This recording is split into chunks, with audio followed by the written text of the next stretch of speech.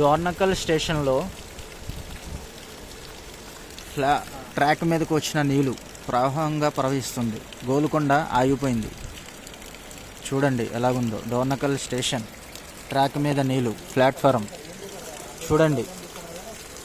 Dornakal station 2వ number platform, 3వ number ప్లాట్ఫారంలో track నుంచి పోతున్నాయి. విపరీతమైన వర్షంతో నిన్నటి నుంచి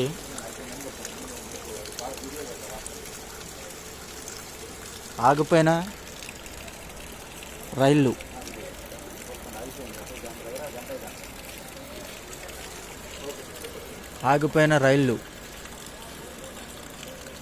గోల్కొండ ట్రైన్ ఆగిపోయింది.